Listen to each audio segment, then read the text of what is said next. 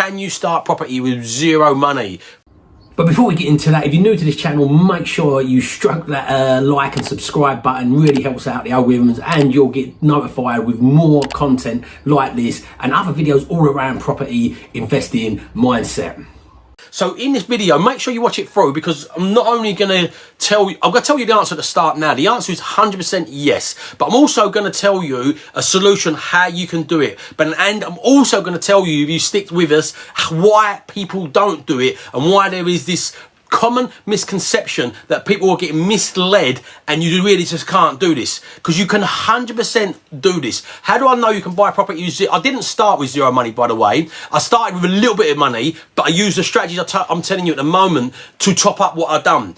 But I've done deals with absolutely none of my own money since. So if I'd known this a bit more at the start and I implemented this correctly at the start, because I didn't educate myself at the start, and I have gone on courses, I have educated myself since. If I'd have known this from the start, I could have 100% done this from the start. But as I said, I'm going to give you the solutions. Then I'm going to give you why there is this common misconception around people being misled and why people do not actually do this, you know, because not many people do. So I'm going to be straight up with you right from the start. It is the exception of the rule. This is not the rule that people will do property with zero money to start up with. They are the exception of the rule. And as I said, I'll explain to you why, but I can't kind of comprehend why, but I know why they don't. So as I said, stay with me and we'll explain why. So yes, you can. Here's a solution. You can do no money deals, Dan. You can't do no money, but you can do none of your own money. So there's no such thing as no money, Dan deal. Nobody's going to give you a property without any money. You need solicitor fees. You need some money to buy deals. You need deposits. So even if you get a deal that's a lease option, you still need the money to do the legals. You still need at least £1 for the option, you know? Even if you do a rent to rent, you need the money for the month upfront rent, and you need some sorts of money to do a deal. There is deals that you have little money, but you need some money to do a deal. But the way you can do deals with zero money is zero of your own money. So the way you do that is by using other people's money. And I've done this multiple times. I've done this from using the bank's money. I've done this from using like private investors' money. And I've done this from releasing equity from properties that I've owned or I've bought and forced the appreciation up. So they are the solutions how you do that. So let me give you some actual examples. And yes, I do know somebody that has done this. I'll tell you the person that's done it in a little while who's done it. And it's another lady, so I thought I'd give I know a few people, as I said, they are the exceptions of the rule. And I'm going to explain to you why the exception of the rule a bit later, Abby. But I'll give you a lady that's done it, because some people might say female, male's different sort of like thing, and different, like a different, it's a more male-dominated market. I think females have got a massive advantage over males, and I'll tell you why. That was also with that in a little while. But I'll give you a female example who's done this. But there's some examples I've done. So, for example, I had the bank phone me up. And by the way, it's disclaimer, you're not allowed to do it this way, but the principles behind this is the same, whether it's the bank, whether it would be a business loan, or whatever it would be. I had the bank phone me up once. I'd run out of money. This wasn't my first deal though, so disclaimer on that. Had the bank phone me up and say, hello, you have just qualified for a loan. I was like, oh wow. He said, what would you like it? Would you like it? I said, yeah. He said, what would you like it for? I said, yeah, I'd like to buy a house for my portfolio. He's like, what do you mean a house? And the guy on the end of the phone was laughing with me, because laughter is contagious, and I was all excited, enthusiastic. I was thinking, whoa, like I just started reading about using credit cards, overdrafts, bank loans. And the bank phoned me up with it. I was running out of money, and it was my first bits of education. I was like, wow, yeah, I'd use it for a house. And the guy was like, yeah, you can't use them for like investments. If you'd have said that was for a kitchen or a car, we could give it to you, but I can't give you that money now because these calls are recorded. And I was like, okay. And I kind of wasn't that bothered, because I wasn't expecting him to call me anyway. So it wasn't like I was going out for it. But he went, I'll tell you what I can do. I can call you back. And I was like, no problem, I'll call you back. I hung the phone up, and within a second he's rung me back. Hello, bank here, would you like a loan? Yes. How much you want? X, Y, Z. Money, what would you like it for? I would like it to buy a new car. Money in the bank at the end of the day. Property offer accepted at the end of the week. The money that I loaned covered the covered the legal fees, the valuation fees. It paid for the renovation. It paid for the mortgage while I was doing the renovation. So this was 100% of none of my own money, you know. So another example is I've done a commercial conversion with private investment. He put all the money in. I've done a HMO where a private investor put all the money in. I've done a flip where a private investor put every penny in, the legals, everything, you know. So ultimately, zero of my money was put into these deals. These were earlier on deals, so I didn't get these. We wrote down agreements, but we didn't actually get them rubber stamped by solicitors, so I didn't have no cost whatsoever. Some might be pedantic to say, oh, the phone calls and the cost of petrol going there.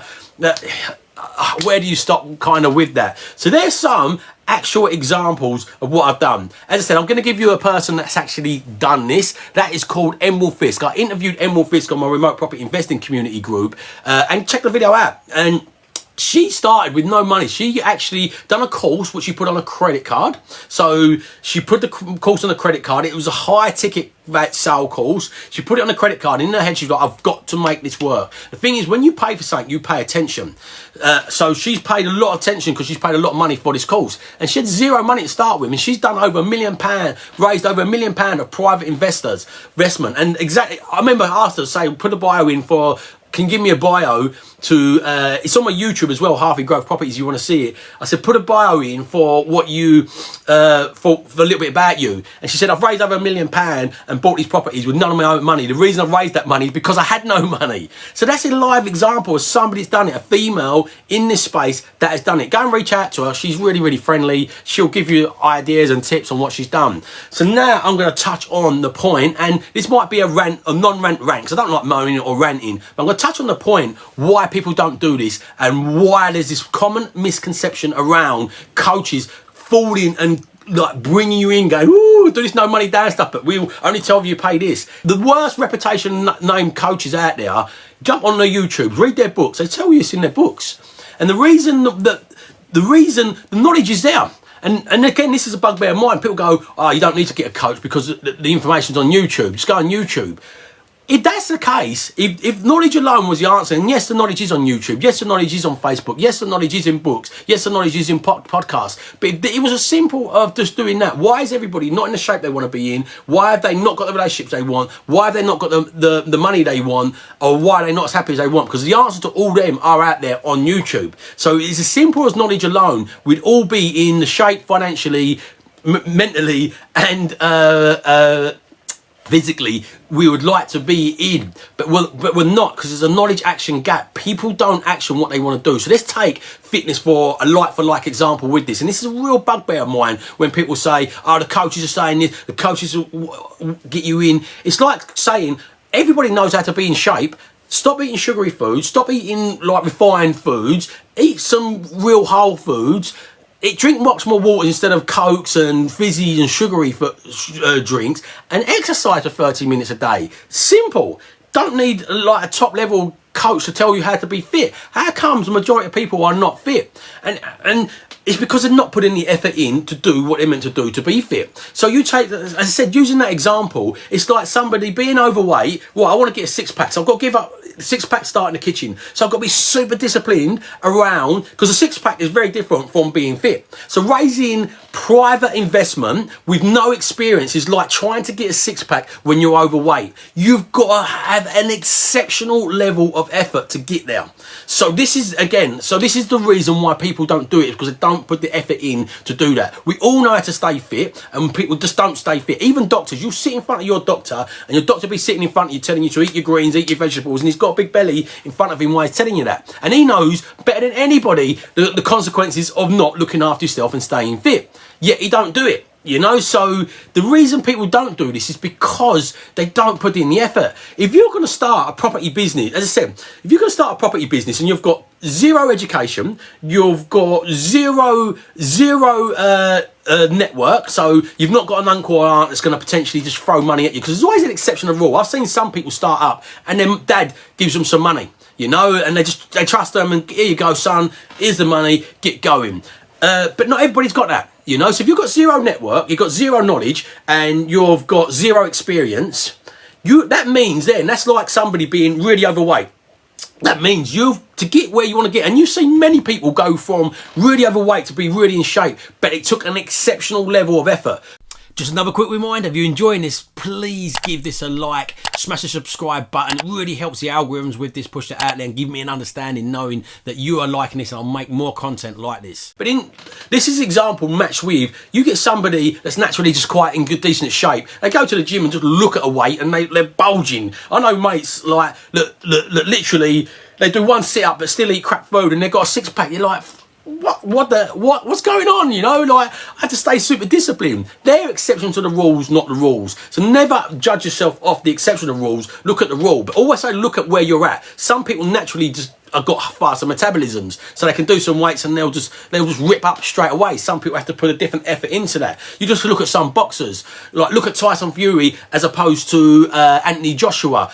Anthony Joshua just ripped. Tyson Fury trains the same amount of hours a day as Anthony Joshua when he's leading up to a fight. He has the same sort of nutrition plans and a nutritionist and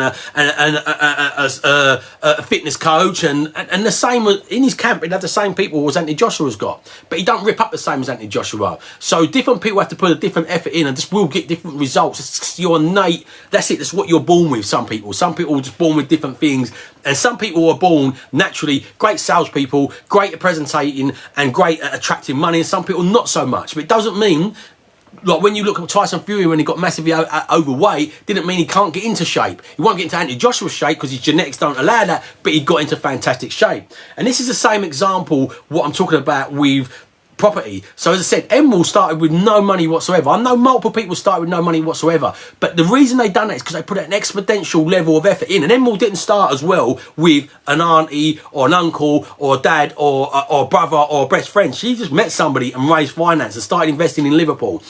So 100% can be done. The reason it's not done is because the people do not put the consistent effort in to achieve this. So if you've never done it before, you can't expect somebody just to give you money like that. You've got to prove yourself. So what you need to put in is much more sweat equity. Very much the same as if you was in the gym and you was overweight. You've got to put a bit extra time on that treadmill. So the way you raise finance is by building up your profile, knowledge in yourself, by going to podcasts, network events, and you document this journey. Some people might take a month, some people might take 3 months, some people might take 3 years. But if you consistently do this, you'll get what you'd want to get. People just give up on it. They expect to make one video post or go to one network event and say, this don't work. Then gurus have lied to me. Yes, it does work. You just got to consistently put the effort in, you know, and consistently understand it. You're going to get lots of no's before you get a yes. And you just got to keep on brushing yourself down and coming back. So this 100% works for anybody. Some people it work faster for. As I said, some people got loads of charisma. People buy into them and trust them really quickly. Some people just naturally haven't got that.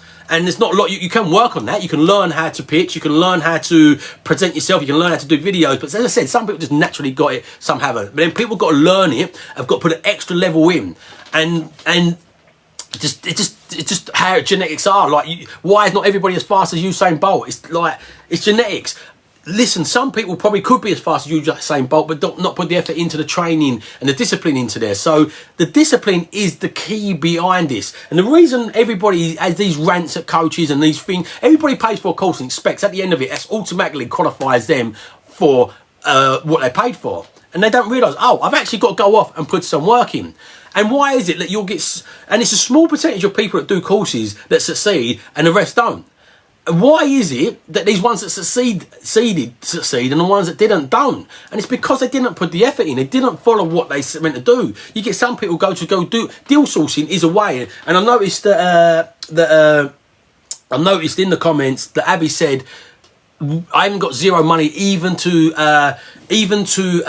put in for compliance. Find a deal. I'm a deal sourcer. If you come to me with fantastic deals in my location, Stockton-on-Tees, Abby, go up to Stockton-on-Tees, do loads of viewings and come to deals with me. I will send them to my investors and split the profit with you. How about that?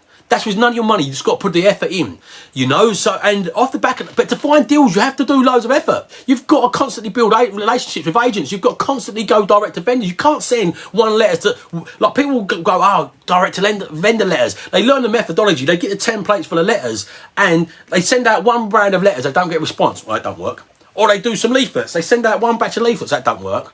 Or they speak to 2 lots of agents. Well, they didn't send me the deals off market. You've got got to put a consistent effort in to do it. And as I said, and if your starting point is 0, you've got no social proof from behind, you've got to really put a lot more effort in. So it can be done. Anybody wants to find deals in Stockton-on-Tees, by the way, and you're not compliant, you can use my compliance. I will sell you deals 100%. But I'll tell you what, it's not easy to find deals. You've got to put some sweat equity in. You might have to view 50 properties, maybe 100 properties. I know a guy that viewed 130 properties to get his deal. He didn't complain saying, well, there's no deals out there, the market's not on fire at the moment. Look at the do-guards. The do-guards started with relative, I don't think any money. I don't think they find private investment straight away. And they're now doing, last year, in a year when everybody's saying the deals are really hard to find, in one of the most hottest markets, Wales have had one of the biggest growths. They've done about 40 deals this year. Last year, I think they've done about 70 deals because they're putting the consistent effort in. They got themselves on social media, documenting their journey, even though they was uncomfortable with doing that. You've got to do what's uncomfortable to you. And this, like, as I said, I don't want to rant, and this is a kind of non-rant rant, but that's why people are not achieving it. And everybody wants to point the finger at somebody else. It's the government's fault. It's that person's fault. It's his fault. I'm not got that because of this coach's fault, or the government should be giving more handouts. You've always got to look at yourself. And the easiest person to lie to is ourselves. So we don't like the feeling that we just not put the effort in, you know. And if you've not put the effort in, just be truthful with yourself. I've not got the results they've got because I've not put the effort in, or I didn't start at the same standing point. Just because they've done it in a week and they had a dad that loaned them money, it means I've done have to put in 3 months to achieve what they've got. It just is what it is. This is like you're in the position you're in, you know. So yeah, sorry with the non-rant rant. And sorry for anybody who tried to jump on the last one. Gutted that you didn't make the last one. Love to hear your views around this, but it can 100% be done. 100 million% be done, but it takes effort. Same again, 100% everybody can get in shape, but it takes effort. Some people need more effort than others to do that. And it's exactly the same example. So, and remember, if you don't evolve your ideas, you're never going to live on your own terms.